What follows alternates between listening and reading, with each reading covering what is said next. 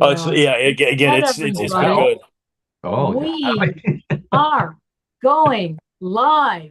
This is Karen with newclevelandradio.net, and it is time for drum roll. What in the world with Paul Seaburn and his son hey, John Donalo? And it's been how many weeks? And we are actually live. amazing, amazing. Karen, thank you so much for that introduction and for pulling it off. We did it. We are live.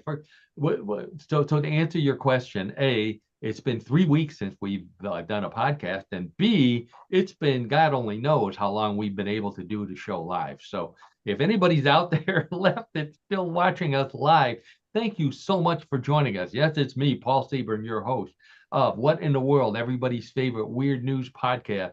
Real news, sometimes strange, always funny. That's our motto. Thank you for joining us here on a Tuesday. Let's see, it's the 21st of October. It's fall, the leaves are falling. You wouldn't be able to tell that when we'll get to that when we talk to John. But it's a beautiful fall day here, nice and cool in Northeast Ohio. The first voice you heard, if you haven't heard it in a while, that is Karen Hale, our producer, media mogul at newclevelandradio.net, our platform. Please visit us at newclevelandradio.net. Learn all about all the great podcasts Karen hosts or sponsors. Also, learn about Karen's coaching service, Yes I Can Coaching, with Karen, our sponsor. Great coaching services. Karen has all kind of little life tips on her site, so she's a good person to go visit every once in a while. Like us on Facebook. I'm on Facebook. Karen's on Facebook. All kind of good stuff there as well for on What in the World. Let's We see. got to get your co-host John on Facebook. I know he's just chomping at the bit down there, and I'm making him suffer for all you listeners out there. The reason why we're making him suffer is because John is not in Northeast Ohio today. He's in Florida, and he tortures us by sitting in front of the window with the beautiful view. Nice sunny day. Leaves are still on the tree, nice and green. But John is not nice and green. John is still the same old self. How you doing? Well, I don't know. That's kind of a left-handed compliment, but no, thanks for the big introduction. And yes, it is wonderful in Florida right now. It's roughly 85 degrees, and so we're enjoying the weather. So we're thankful to have it down here right now. So Great. And John's in a good mood. He left town and the Browns won. So the Browns, yeah, I shout think out to they the Browns. requested that he stay in Florida until the season is over, but I know he has to come. So, No, I have to. I've got other things I got to get back for, but no. What about the Cleveland Browns? In fact, I got the Browns shirt on today. Shout out to them, 31-6 victors over the Miami Dolphins on Sunday, playing a complete game, playing a really good game, as a matter of fact. So, hats off to them, and let's hope that they can continue the effort that they had against New England next week. They're playing the Patriots in New England, and that'll be a tall order. But let's wishing them good luck as well. yeah. Good for them. Good for them. We're glad they won, but we can't pick on them for this week. In fact, we're not picking on them. I just realized I have no Browns jokes in my script here today. But what do we have? Let's see. What are we going to be talking about today on What in the World? Remember, real news, sometimes strange, always funny. Let's see. Oh, unusual truck collision. Boy, truckers have been having problems all over the country, and weird things are being spilled, and weird collisions are happening. So we'll be talking about that. Bathtubs of the future from Japan. This is my top story on Facebook this week. Really a fun story. Giant donkeys in England. Oh, you'll love this, John. Wait till you see these guys. And Okay. burglar bears in California. This is an interesting story as well. This is my personal favorite. A woman who is also a murderer snake in India. Now she doesn't murder snakes; she becomes a murdering snake. Wow. Well, that's quite an intro there. Wow. Oh yeah. You don't want to miss. Thank God she's in India and not in Northeast Ohio. Or Florida, for This that is matter. for a little medical advice for all of you out there. The last thing your doctor expects to find in your colon. So this poor guy had it, and he ended up being on the news and now on What in the World. So now everybody in the world's going to know what this guy has on his colon. Plus, we got some more weird news. We've got a lot of world records this week. We've got trivia. John's got a great strange sport for us, and then at the end we play everybody's favorite weird news game, Bluff the Co-host. So if you hear my papers rattling today, that's because I normally print my show you how cheap I am. I print my script on both sides of the paper, and there's a selection that all you Windows people know this. When you print something and you want to print on both sides, you can either flip on the short side or flip on the long side. And I flipped on the wrong side. So instead of being able to turn like this, I have to turn like this. So I'll be fumbling. You're an honest person, Paul Seaburn. There you go, John. I just want to make everybody aware of that. So, Sure. Okay. So as we've been saying, it's good to be back. And speaking of backs, there's my first segue of the day. Speaking of backs, let's get back with a sports story about backs. So this one comes from Australia. We need to get our logo up here so everybody knows if you're watching what they're watching. Let's see. There we go. On YouTube. Remember, follow us on YouTube or subscribe. I think that's what you do on YouTube. You subscribe. So there's What in the World. Also, I think I've got something here. There's my book. What would you say to a naked space alien? Available at all fine Amazon websites near you. Please check it out. You can also get a link from my Facebook page. You get a link from my website, paulseaburn.com. Okay, back to the bodybuilder. So her name is Jade Henderson is her name. She just broke the Guinness World Record for the most, get ready, John, the most pull-ups in 1 hour by a female when she completed in 1 hour 733 pull-ups. 1 hour. Oh my gosh. Yeah, that's more than 10 a minute. If I'm doing the math. Right, yeah, yes, it is. There she is there. But Wow. massive shoulders, biceps, chest, massive everything. Everything on this woman is massive. Except for two things that we'll point out in a second.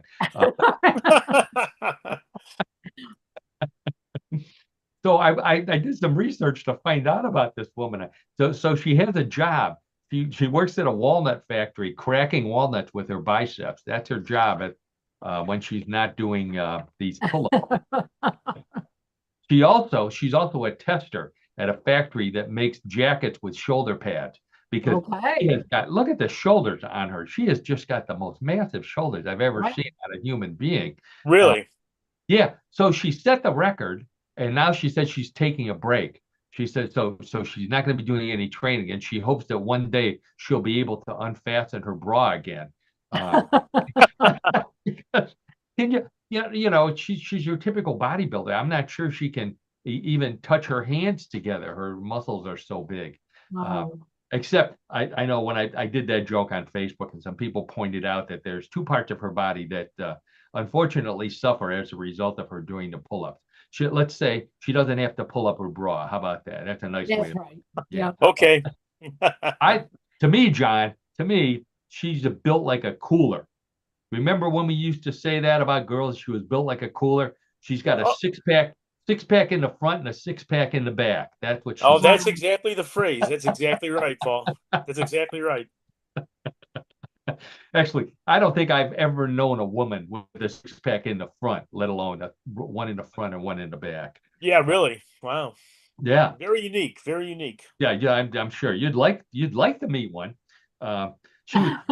This is amazing. So she does 733 pull-ups in 1 hour. She was actually training for the 24-hour record, and she had got up to 3,500 pull-ups in 12 hours, and she tore her bicep. Oh boy. It was they said it was the shout heard around the world when I'm sure. Yes. The world record, the 24-hour record, by the way, is held by a woman, obviously, 7,079. Who has this kind of time to train to do pull-ups, that many pull-ups in 24 hours? Maybe these ladies are independently wealthy. I don't know. independently wealthy from, you know, guys, I hate to say this, but there are a lot of guys who get into very muscular ladies, and I can see why. But so maybe she has a Sugar Arnold, or somebody like that, a bodybuilder who supports her, or she earned it herself. I don't want to get the ladies mad at me with this early in the show. So let's change the subject. I was never good at pull-ups. I was never good at pull-ups. I was never good at chin-ups. I'm not even sure what the difference is between the two. I know, John, do you know the difference between pull-ups and chin-ups? Is it just the way that you have your arms positioned, right? I I think, that yeah, that that would be my guess. Yeah. that's my understanding. Yeah, and I may not be right on that, but that's kind of what my thought It is. didn't matter to me. If when I was doing them, they were called hang-ups because that's pretty much Hey, I'm right with you on that, Paul. They were hard for me to do too. Yeah, no no kidding. question Yeah, about and that. you had to jump up. You had to jump a lot higher to grab the bar. They didn't even Yes, I the did. bar Yes, I do for remember short. those days. Yeah, I can remember that. Yeah. Um, it was even worse with the ropes. Were you able to do the ropes to climb I the? don't think I really had to do much with the ropes. Oh my If I God. recall correctly. Those No, I are don't think so. horrible. Yeah, I Karen, hated that. Yes. scary. Yeah, they went all the way up to the gym ceiling. Thank God I couldn't do them. Thank God those ropes were too thick to make into a noose because so many kids would say, yeah, screw this, I can't do this anymore. Um, they don't do that in gym class anymore. I checked with my old high school and they don't even have the ropes. They don't do rope climbing anymore. Um, the basically if with the pull-ups, if you can jump up and touch the bar, all you have to do is touch the bar. They give you a participation trophy. So Okay. yeah, that's it. That's it. And if you have clean, if you wash your gym clothes once a week, I guess you get a participation trophy. So all right. In the interest of fair play, here's a couple of world records for guys. So here's the first one. Here I am flipping my pages the weird way here.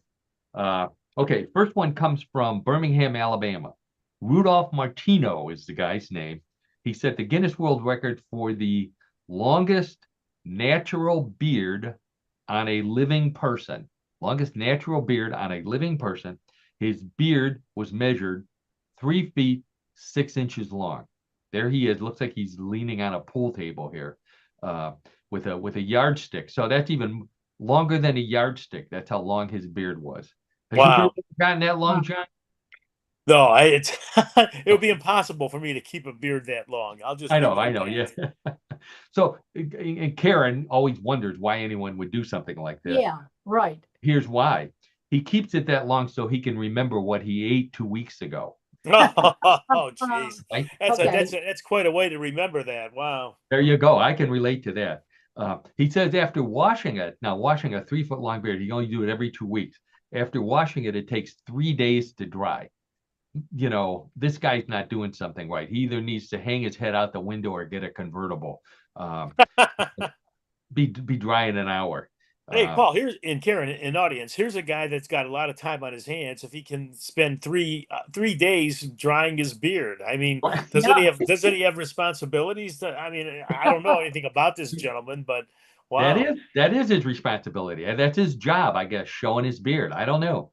Um, but if you don't have an imagination, I'll help you out that how long this beard is. It's so long. He's also the only person in the world whose belly button contains both navel fuzz and facial hair. Oh, that's a distinction. Wow. Yeah. It's so long, he doesn't own a bathing suit. That's how long it is. Oh. Think about it. Well, okay. It's so long, instead of a necktie, he wears a flea collar. You know, and I agree with you, John. It's too much work to grow a beard that long. Um, Yeah, absolutely. you have Wow. to have a reason. When back in the day when we could grow long beards like that, you either did it to save time in the bathroom or you did it to make a statement. So my statement is, I have so much time that I save. I now have razors and shaving cream for sale on eBay. Okay, so if you think that record is bad, this one's worse. For this one, we go to Vietnam. We haven't had a story from Vietnam in a long time. Certainly not one like this.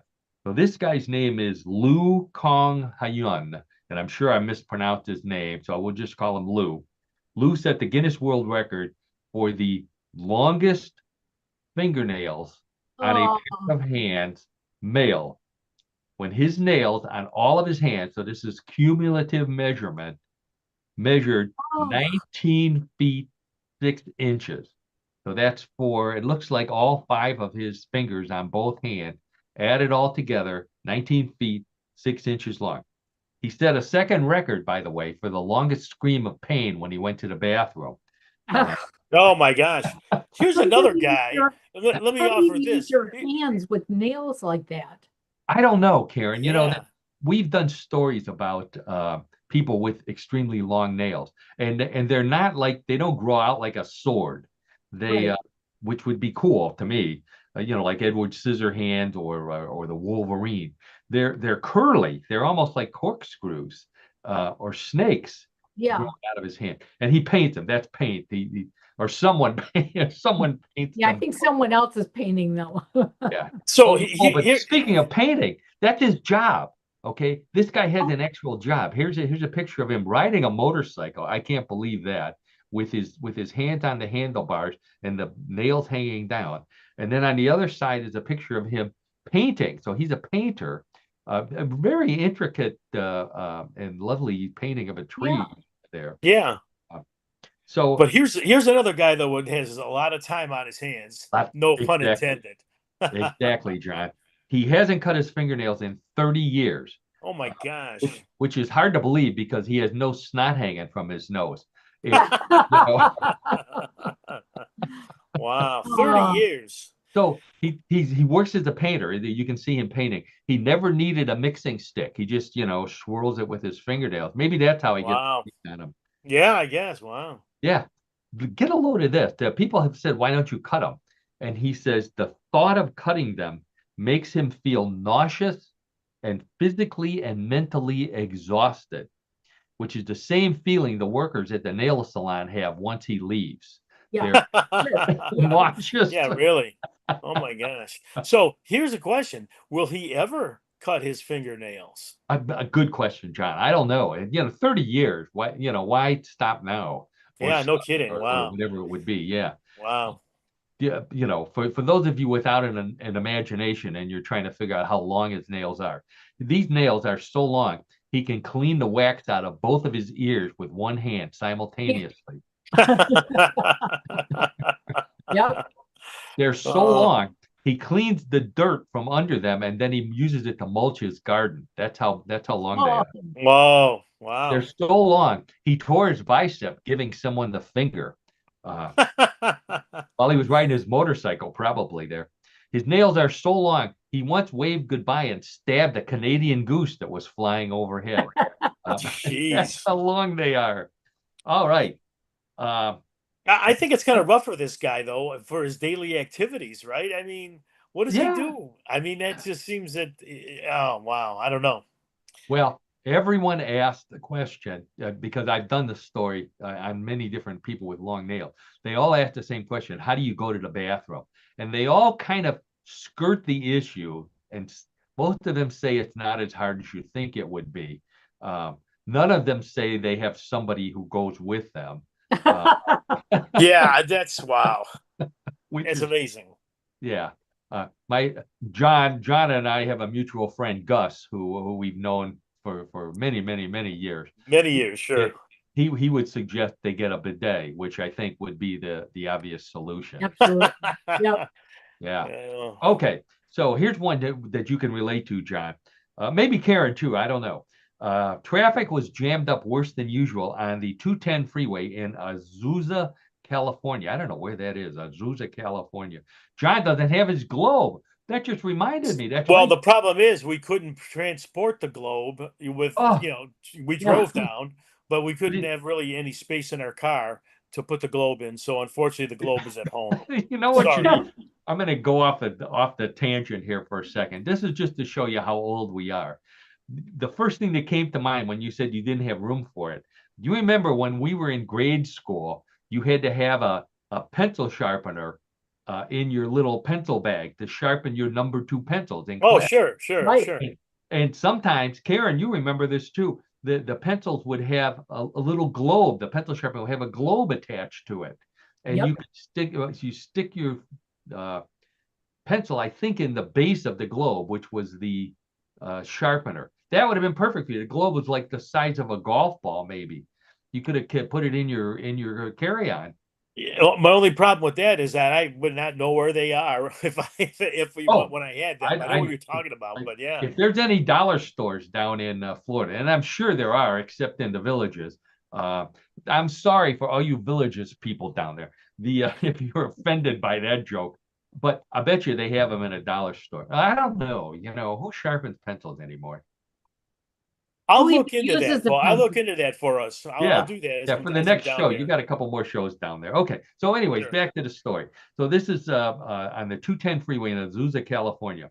Multi-vehicle crash when a beer truck, there's a picture of the results of the beer truck.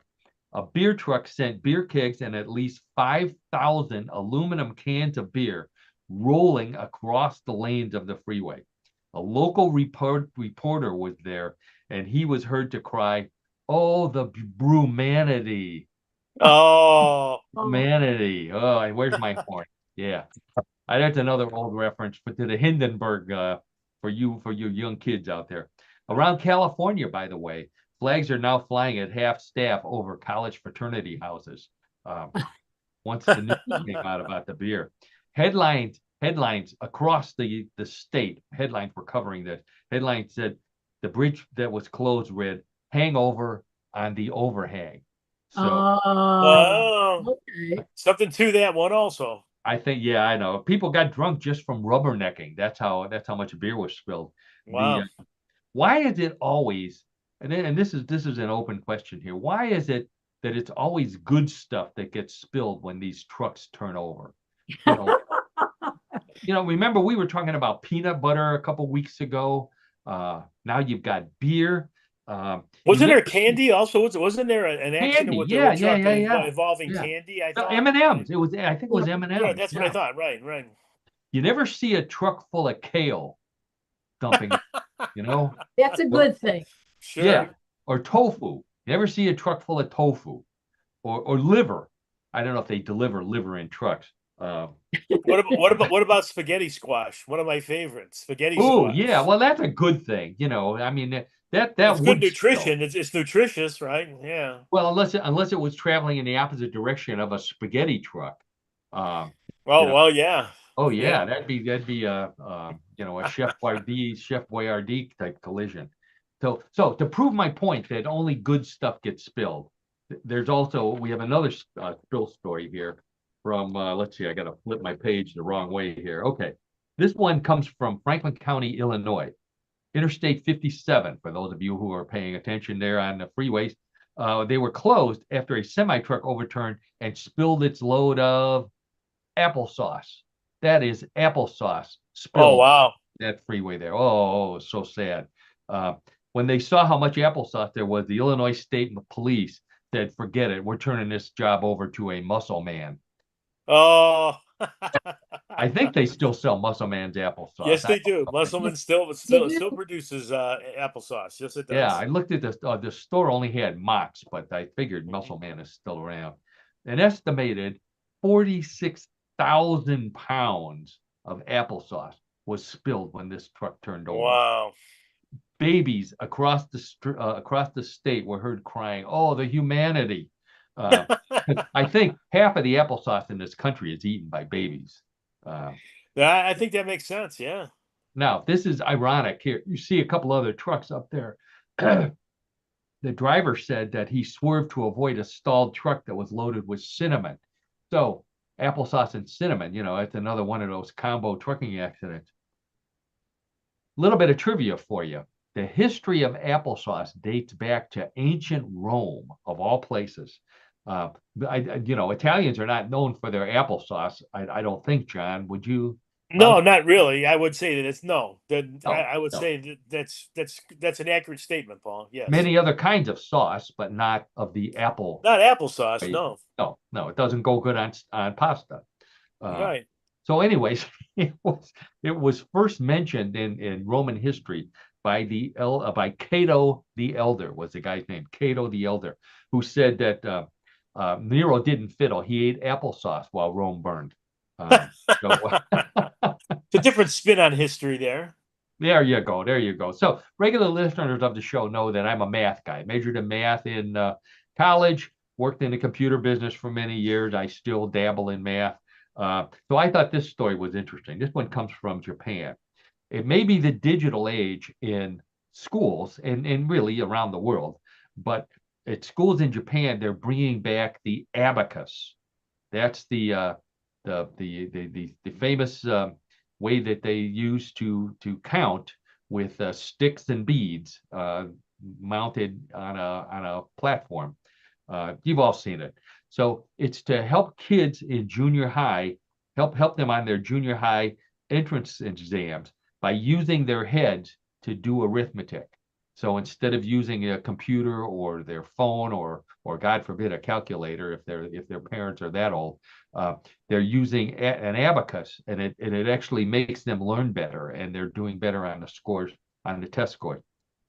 Some American schools, by the way, are bringing back an old kind of counting. They're letting kids take off their shoes and socks and count on their fingers and toes. So, Uh, doesn't seem to oh, be didn't like forward. that one. Doesn't seem to be forward thinking on that. No, I don't think so. So abacus usage has become so widespread in Japan among teenagers that it is now the sixth most popular extracurricular activity. Believe it or not, they do it like a club sport, beating out soccer, chess, and laughing at American tourists when they use chopsticks.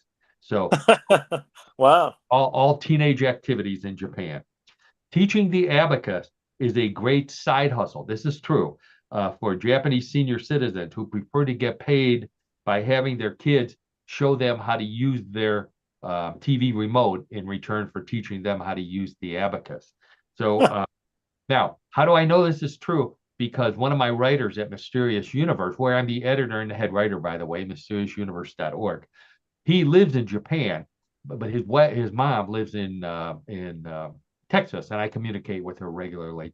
And she said to me that she called him up and asked him if kids are really learning how to use the abacus again. And he's a teacher by trade, and he said, yeah, he teaches English, but they're learning how to use the abacus. Wow. A little bit Okay. of trivia: abacus dates back to Mesopotamia, 2,700 to 2,300 BCE. That's when the abacus was invented. And just about every culture, I was looking, there were too many to mention. Even Native Americans had a form of an abacus that they used for counting. So it was one of those things that developed independently across the world. And it's the kind of thing that on my paranormal side, like at Mysterious Universe, people would say, oh, well, that's because aliens brought us the abacus and they just dropped it in various places and everybody learned it from aliens rather than developing it on our own. I don't know. I can't answer that. It's an interesting theory. I think back in Mesopotamia was first used by tax collectors because they were the ones who needed to count, of Oh, course. sure. Yeah. Yeah. Also, isn't the abacus significant in Chinese culture Chinese in culture, China? all the Asian countries use an abacus. They use a different base, John. I don't know how into math you are. We use the base 10, which is based on having 10 fingers. In the Okay. computer world, you use base 16, where they're 16 numbers rather than 10. Huh. And Okay. the abacus is developed for everything from base 2 all the way up to many bases higher than 16. Oh, Uh, wow. Okay. yeah. Now that was the first. I don't know what the first tax collector was, but I know the first tax preparation service was A&E Block. That was Adam and Eve Block for people who lost their money to the snake. They Oh, helped wow. their Yeah, right. taxes. Yeah. Sure, sure. Here now, so if you want to feel old, while I was doing this story, check my clock here. The three of us, and many of our listeners were the first generation to use electronic calculators.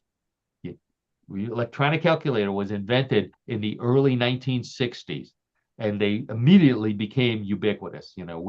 Every home had one. Banks would give them out, if you opened up a new account. Mm-hmm. Sure. They got cheaper and cheaper. You were able to use them in school.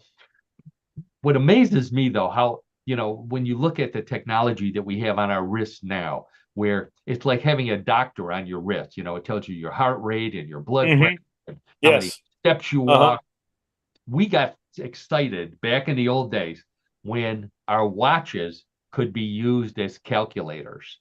And Yep. this I remember those. Sure. remember Sure. those? This Yeah. is an early Casio. The first ones I think were Hewlett Packard. I've got a picture of a Hewlett Packard and Pulsar.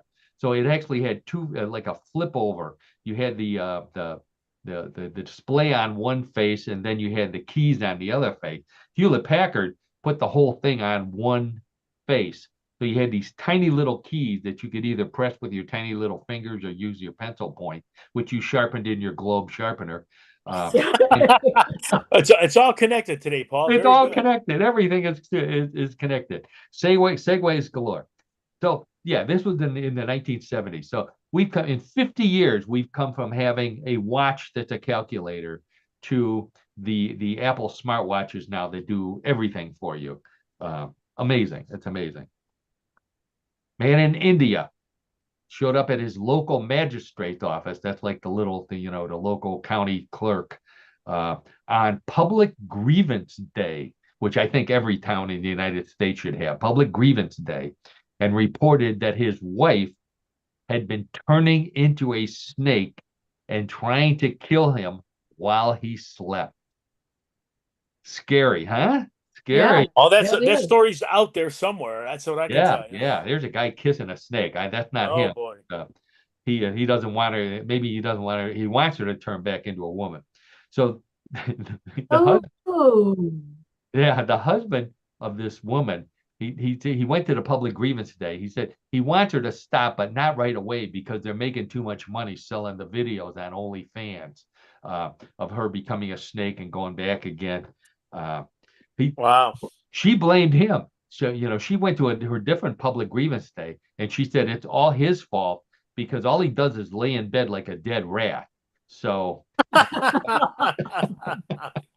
Oh my gosh. so just in case, there's snake catchers in India that are lining up to catch it. But first, they want to see a picture of what she looks like in real life because, they might change their mind. So he brought this case on Public Grievance Day because he was afraid to wait until Festivus, which is in December. She might kill him by then. So John and Karen, you know what Festivus is. Do either of you celebrate Festivus? not I'm going to me. say that, Karen, I'm sorry. Go ahead.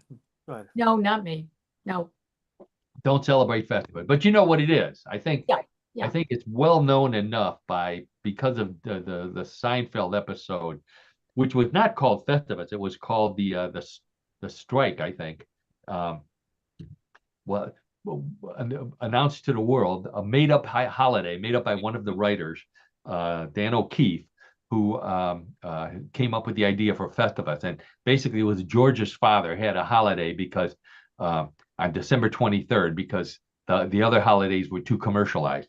So, what were the things? Do you remember, John? Were you a big Seinfeld fan? I'm a fan of Seinfeld, but I don't You, recall the specifics on Festivus the stuff, though. details of Festivus. So it was on December 23rd. It included a Festivus dinner, an unadorned Festivus aluminum Festivus pole. Basically, it was just an aluminum tree with no branches on it. Uh, you had the practice of the airing of grievances, my favorite part of the show, and feats of strength, which George and his father competed against. And then um, you had the Festivus miracles, which were dumb things that anything could explain. You know, they introduced the term the Festivus for the rest of us, and as I mentioned, George's father was a creator of Festivus. So I thought that was interesting. That's what that story reminded me of. Okay, Okay. we all drive. Everybody out there drives. Everybody owns a car. New survey on bird droppings. This is for you. They found out that brown vehicles attract the most poop splatters, followed by red and black cars, with white and silver ranked the lowest. So if you have a brown car, according to the survey, you're most likely to have birds poop on you, followed by red and black, and then white and silver. John, you have a black car, by the way, I remember. Yes, I do, as a matter of fact. And I'll tell you Aaron, what. what Yeah, go color is ahead. your car? Red. It- And Richard's car is red. Okay, Oh. mine is green. Yeah. So the so if you have a brown car and you have brown tinted windows, you might as well just park at the car wash. Yeah, that would make sense. So brown cars are also the worst car by far is a brown Mini Cooper. With a guy, if it has a sunroof and the guy is wearing a brown hat. Oh my God. Yeah. Oh, no, it'd be awful. It'd be awful. And if you don't Sounds think like a real target. It sounds like that oh person would be yeah, a no target. kidding, John. What? By the way, a good point, because birds take this seriously, and I know this because I saw a flock of Canadian geese land one day, and all of them pulled out scorecards and started marking what cars they. Paul, this picture of this car, like, is there a backstory on this car here with all this bird dropping? You don't want to know about it, John. No, I have no idea. I just went looking for a car with the most bird poop on it. And well, I think that one qualifies. Wow. That's not even artificial intelligence. Artificial intelligence wouldn't touch this story. Right. Which, and it reminded me, I have owned a convertible. I've owned cars with sunroof. I've owned cars with removable tops. I never thought about bird poop when I was driving in a convertible. I don't know why. I don't know if it's the roof that's attractive to birds. It just loosens them up, like I do with a cup of coffee in the morning, or what. But I think that's more information than we need to know right now, Paul. So I don't know. John, have you ever owned a convertible? No, I can say neither Annette or myself have ever owned a convertible. No, I'm going to say no. Sunroof. You have sunroofs, though. Sunroofs, yes, but yeah, no. Sunroof's no not the same. Maybe the bird might use it for a game, for target practice, but I hope not. I know, yeah. Okay, most popular story this week on my Facebook feed had to be this one here. This one comes from Japan. A Japanese bathroom fixture company has unveiled the human washer in the future. That's the name of it. The human washer in the future. Now, that's not a washing machine for clothing. That's a washing machine for people. Here's a picture of it here. It's a walk-in pod with a recliner that encloses you in a watertight container. Then it plays relaxing videos while it fills with soapy water, lets you soak in it. Then it drains and sprays the suds off before blow drying you and reopening to let you escape cleanly in more ways than one. Isn't that amazing? It is amazing. Wow. It's a self-enclosed bathtub, automatic. You just get in. I guess you have to put your credit card in first, and then it closes, fills with soapy water, washes you. I don't know how long you're allowed to stay in there, and plays music for you and videos, and then rinses you off and lets you out. So wait a second. Is that for your home? It could be, yeah. That's what they're envisioning. Yeah. I mean, that's awfully big to put. Yeah, well, if you can afford it is awfully big, Karen. Yes. Yeah, if you can afford this thing, you can afford a big house, a big I bath. see. Okay. Yeah. Or maybe you put it outside, like a hot tub. I don't know. Okay. That would create a stir with the neighbors, I'm sure. Oh, I'll bet. Yeah. They warn you, though, don't wear your socks when you get in, because when you come out, one will be missing all the time. That always happens. Now, they claim that it's perfectly safe, but unlike one of their previous models, which had a spin cycle, that didn't work out for some of these people. And They said if you have birthmarks, cover them up, cover them with a bandage or something, or else it squirts stain remover on them, spot remover. Oh, wow. Yeah. Okay. This would John. This is for you. This would be good for watching The Guardian on TV, and you could pretend that it was a rain out. Um, you know, maybe not. I don't.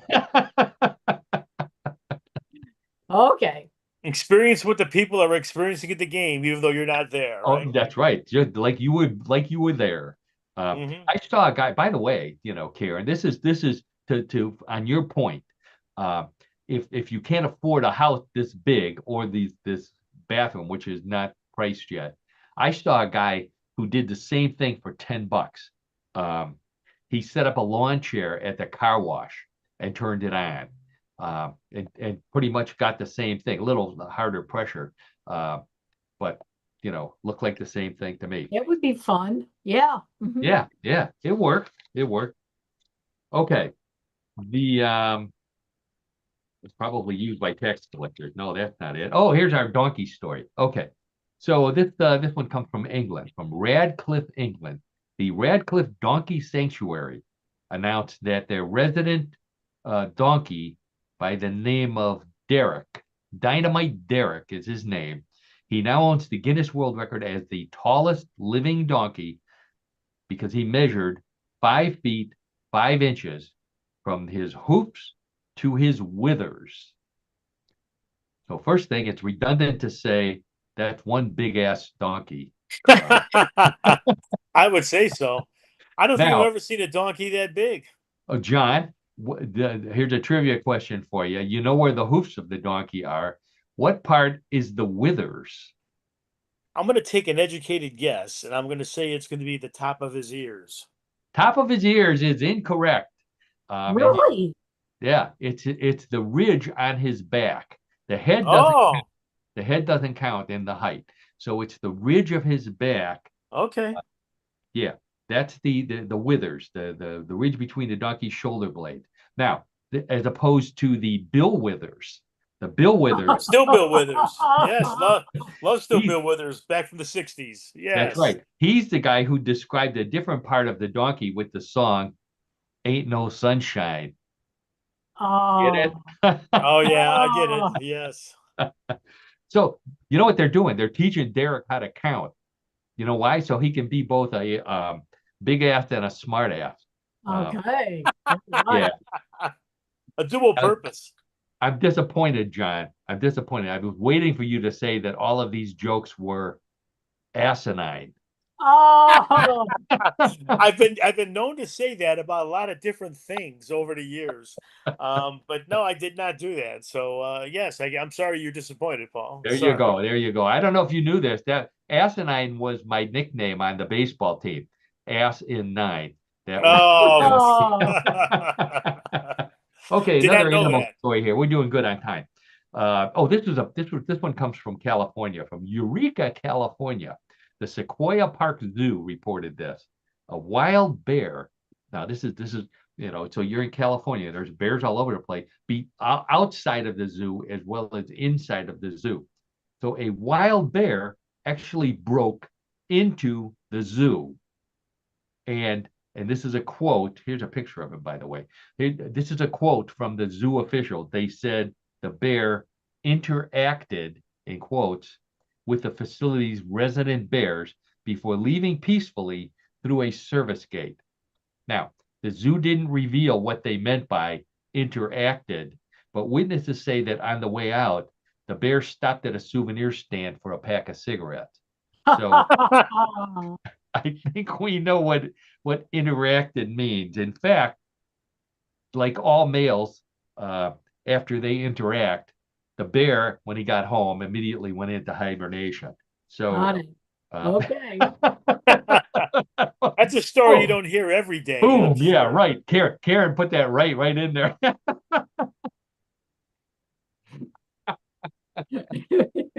We didn't even do that at rehearsal. No, we didn't. So the resident bears, the bears who live at the zoo, they didn't try to escape, but they're demanding that their bathroom area now be remodeled as woods after talking to this bear. They think that it'll be easier for them to go. They wouldn't need that coffee in the morning. Okay. Not that. So to show you how they said he was smarter than the average bear. That was a Yogi Bear reference. The zookeeper actually praised the wild bear for being a very polite visitor. And here's a quote. He said, he stayed on the boardwalk path, kept 2 feet on the ground, and didn't try to climb over the railings, which is more than they can say for a lot of their human visitors. So I think, maybe they'll have a special admission price for bears next time around. Okay, Oh, now boy. here's another indirect bear story, and you'll find out what it means what I mean by indirect in a second. Man in England showed up at the emergency room complaining of severe abdominal pain, cold sweat, and high blood pressure. They checked him over. They checked everything. They couldn't find anything. They finally put him in an MRI or something, X-rays. They found out he ate 6.6 pounds of gummy bears in 3 days. Oh, 6.6 pounds of gummy bears in 3 days. He wasn't even going for a world record. He just was eating gummy bears. oh my God. He's okay now, but a number of the ER staff also had severe abdominal pain, cold sweats, and high blood pressure after laughing at the X-rays. Wow. He was diagnosed with acute diverticulitis, which in layman's terms means crummy, gummy, tummy dummy. Oh, boy. Gummy tummy dummy. Sorry, I didn't put the commas in. Crummy, gummy tummy dummy. There you go. There you go. Had he died, by the way, which he lived, it's okay, he lived. Had he died, we'd finally know how much a lifetime supply of gummy bears is. It's 6.6 pounds, minus his last bite, probably. So they thought it was food poisoning. They thought that he was suffering from food poisoning because of all the symptoms. And then they saw he had an unusually high level of gelatin in his digestive tract, which, what else could it be? A Jello overdose? Who eats that? If you eat that much Jello, they're going to send you to the psych ward. I'm Yeah. sorry. In Oh, fact, yeah. they probably sent him to But the psych ward too after even eating that many. even eating that much gummy bears, you should go to the psych ward. Exactly. And I have my good friend and friend of the show, Simon, down in Texas, the high maintenance import. There we go. He loves gummy bears. I know he would never eat 6 pounds of gummy bears in 3 days. Did anyone happen to ask this man why he ate so many in such a I period of time? that was the extent of the article, John. I'm sure someone did, like the police or his priest. I don't know. So someone has to He find out the confessed, reality of confessed. things, right? So stay away from it. Don't if you're addicted to gummy bears, don't stay away from them. I got something better for you, by the way. If you wanna gorge on something, here's what I want you to do. I want you to come to Cleveland and gorge on punchkis. Not only can you get punchkis in Cleveland, now for those of you who are, you should be regular listeners of the show and residents of Cleveland know that punchkis are massive jelly donuts that are from the Polish heritage. They used to only be served during right before Lent on Tuesday before Lent, but now they're available all year long. People in Cleveland like them so much. We're looking at a picture of a Dairy Queen Blizzard with punchkis in it. Punchki flavored Dairy Queen Blizzard. That is the ultimate in punchki eating experience. I would say so. Wow. Has anyone ever had one? I don't know, John. I'm as soon as we're done, I'm going to Dairy Queen. I don't care how cold it is outside. Wow. I got a hankering for a Dairy Queen Blizzard, punchki Blizzard. Thank you to the folks at Polish Food News for that photo. And on that note, I believe that we are out of weird news and into the weird sports portion of our show. Direct from Florida, John Donalo with What in the World of Sports. Everybody knows, listeners know that each week, John and I known each other since college. We're fraternity brothers. John knows more about sports than anybody I know. So I always challenge him, John, find us a sport that fits what real sports news, sometimes strange, always funny. And our listeners know every week John finds a good one. it's a, it's we're stretching the definition of sports occasionally, and I think this week is one of them. John, what's our sport? Oh yeah, Paul. Thank you for the big introduction. But yes, we are stretching the boundaries of our sports universe, if you will. So our sport this week is not actually a sport, but it is a sporting competition. Let me explain.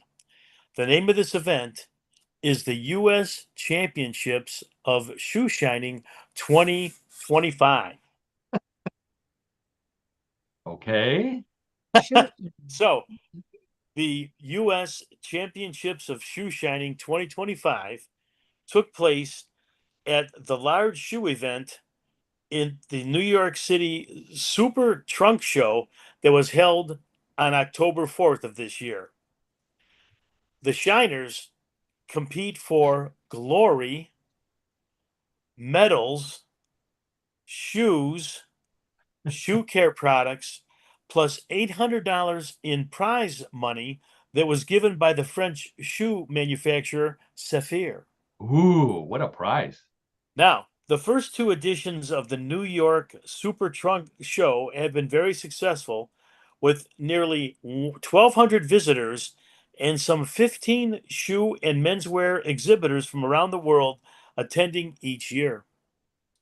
The event takes place at the Kosciuszko Foundation on the Upper East Side, close to Central Park in New York City. This year, Saphir, the company, offered a free shoe shining service for all visitors, but they were nothing like the ones that were in the competition. In the U.S. Shoe Shining Championships, competitors must produce the best possible mirror shine on a new pair of shoes in 20 minutes, as the judges evaluate each contestant on the brilliance, beauty, and overall quality of the shine. Unlike other types of competitions, however, the U.S. Championships of Shoe Shining also feature amateur enthusiasts competing against each other. Ooh. Now, the cream and wax is applied with bare hands and rubbed in the shoe for 7 minutes. Some 7 minutes. competitors, 7 minutes. 7 minutes. Wow. Right. Some competitors also apply wax to the soles of the shoes. Oh, And there is a 12 minutes of brushing followed by polishing with the cloth to ensure a mirror finish on the shoe. This year, the finalists were Ray Chen from Huntington, New York, who was also a finalist in 2024, Nicholas Fuentes from Los Angeles, California, and Mario Cesar Samaniego from Far, Texas. Now, the winners received a pair of shoes from the Indian shoe manufacturer Bridlin, and also a shoe care package from Saphir. Saphir is not going to be outdone here in this competition, folks. of course not.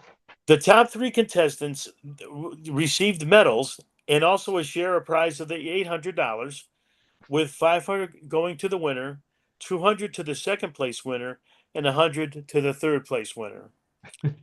Now, with so many business people working at home these days, and casual Fridays becoming casual all days at office, shoe shining may become something we only see in competitions and in museums.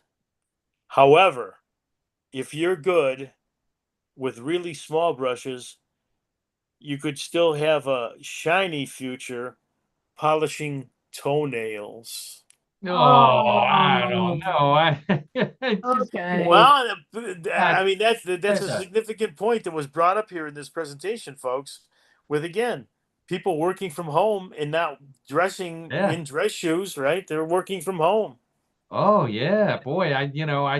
This story reminded me when I was a kid polishing my shoes, my dad's shoes. But if my mom had leather shoes, I was polishing shoes for everybody. I'm sure you did too, John. Oh, I did. Yes, I did my share of shoe shining for And certain. then when Yes. we went into business, you couldn't go through a hotel lobby or the airport without shoe shine stands all over the Right. place. Sure. Yeah, That's right. That's right. they're gone. They're gone. It's a lost art that has Hmm. turned into a competition. How about that? Yes. That's amazing. Yeah, yeah.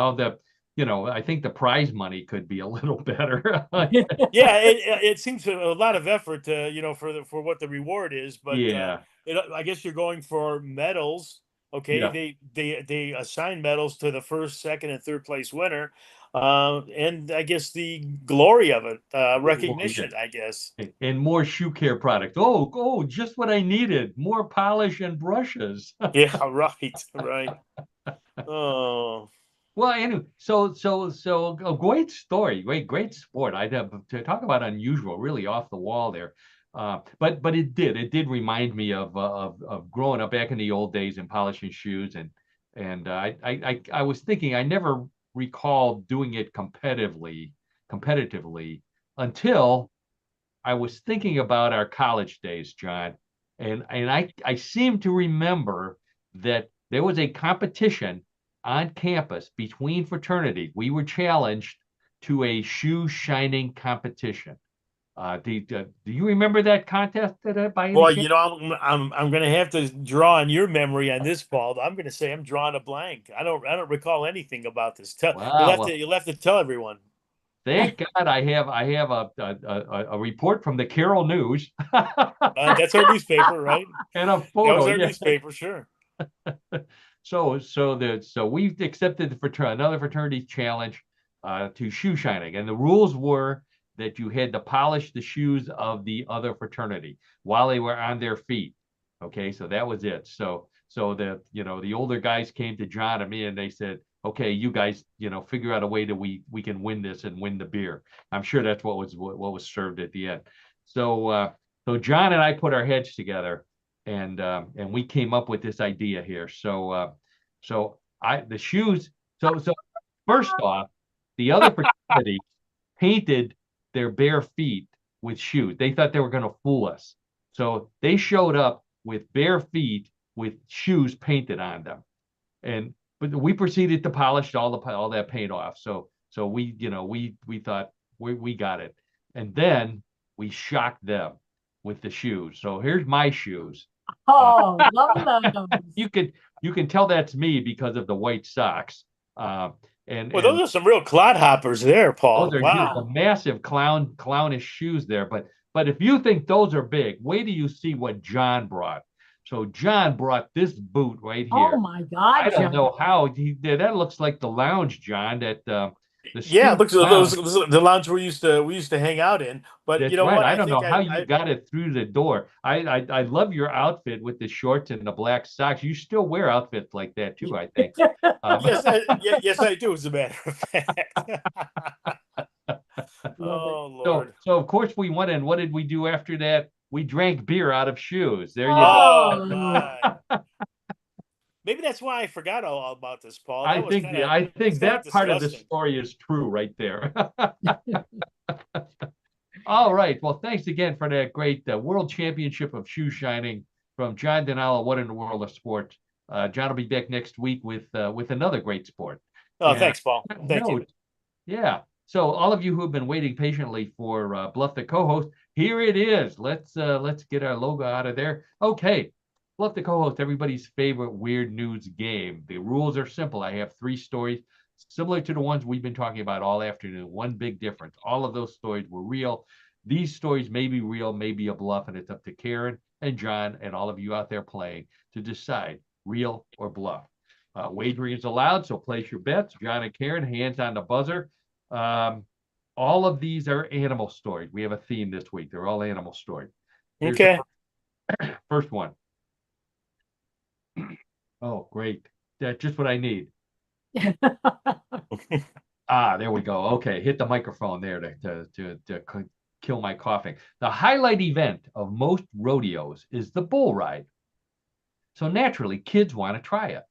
Since the big bulls are too dangerous and mechanical bulls are in bars where they're not allowed, a rodeo in Nevada came up with a miniature bull riding event. The tiny bulls are just as wild as their big brothers, so the little riders wear lots of helmets, masks, and padding as they compete for tiny belt buckles provided by the Miniature Bull Riders Association. There are even mini rodeo clowns hiding in small kegs to rescue them if they're in trouble. The Miniature Bull Riders Association says the event is spreading around the rodeo circuit, and there's even a mini mechanical bull being developed to sit in front of grocery stores. Okay, so for kids who want to try bull riding, there's a miniature bull riding event at rodeos in Nevada. Real or bluff? Karen, we'll start with you. I sure hope it's a bluff because I don't think the kids could have enough padding on them to, if they got injured. And having a mechanical bull in front of a grocery store, I think is a wonderful idea if you want to kill your kid. So, bluff. That being Karen says said, that the mini mechanical bulls are and mini real bulls and bull riding are a bluff. John, how about you? yeah, I agree with Karen on this, and I hope it's a bluff. I just from the safety standpoint, and also, is there such a thing as a mini bull? I mean, bulls are big animals, right? I mean, I understand they grow to become bigger, right? They're calves and they become bulls, right? Yeah. But I don't see that being really feasible. I think it's a bluff. I think it's a bluff in a number of ways. Okay. All right. So both John and Karen say it's a bluff. John says there's no such thing as a big ass mini bull or something like that. Karen just doesn't want it to be true.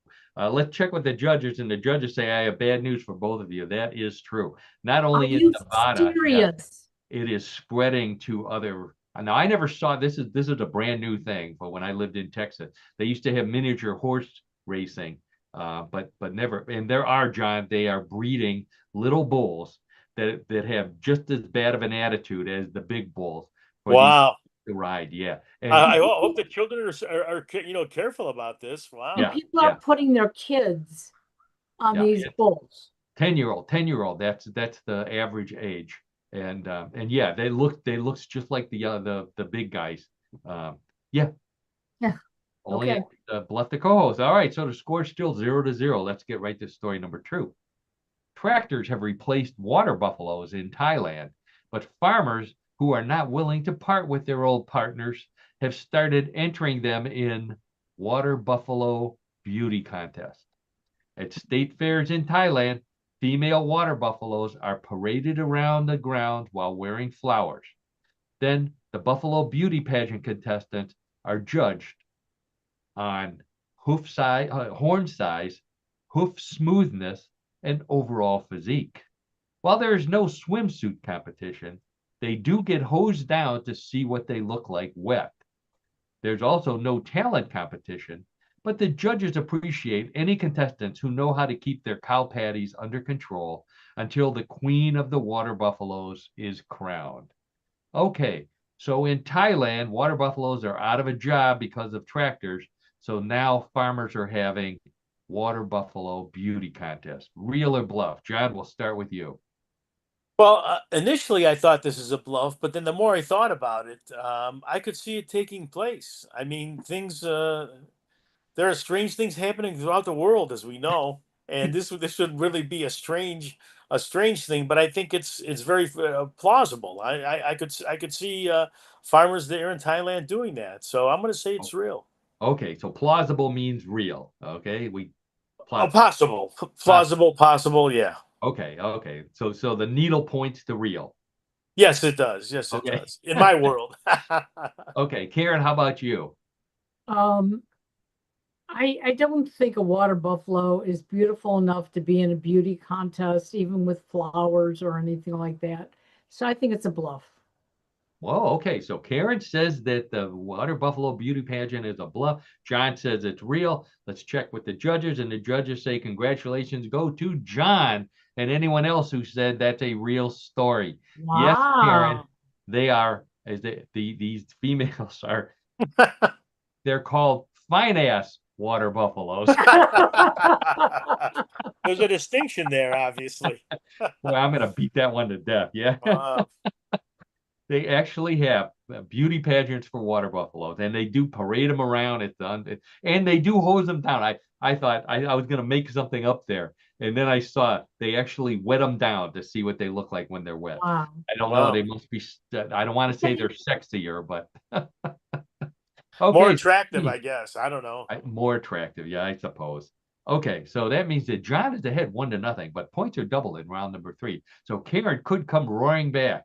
Let's see what happened with story number 3. Surfers are usually pretty chill guys, and girls. But some board riders in California are losing their cool because their surfboards are being stolen, and it's not by humans. It turns out giant sea otters are sneaking up on the beaches and burglarizing board storage areas, dragging the surfboards out into the water, chewing on them, and even trying to ride them. Otter experts, otter experts believe that these are pregnant otters suffering from a hormonal imbalance, and they will stop stealing the boards after giving birth. However, it looks like they tell their kids how much fun surfing is because they keep coming back year after year. Surfers may like to yell cowabunga, but when it comes to crooked otters, they'd rather hang 10 or more. Okay. That's quite a delivery, Paul, you got there. Thank you. I've had 3 weeks off to practice. Okay, so surfers are upset in California because giant sea otters are stealing their surfboard. Real or bluff? Back to you for an answer, Karen. You know, I thought you were bluffing me all along. So I'm going to say this is real, and I'm probably wrong. Oh, wow. Okay, that's a backwards logic, and that sometimes works. So Yeah. Karen says it's a real story. John, how about you? Yeah, I'm going to say it's real. I could see sea otters being inquisitive and trying to find out about things, and could stumble across surfboards, right, which are very commonplace on the beach in California. So I'm going to say it's real. I'm going to say it's a true story. Wow. So both John and Karen say that that's a real story. It's not all of them. It's the otter ones that are. Right. Yeah. Yes, we got that. We got that. Okay. So both Karen and John say that's a real story. Let's check with the judges. And the judges say, wow, congratulations to both of you. That is a real story. In fact, all 3 of them were so unusual, and yet I couldn't make up anything funnier than those. So, and more unusual. So, congratulations. Let's see. That goes to John. Yeah, John wins. Yeah. Oh, okay. Wow. No All right, flashcards so this week coming up for me. That's good. there That's you good. go. You can relax in the sun. Yeah. Take your shoes and socks off and stick them out that window there. That's what we would do. Oh boy. All right.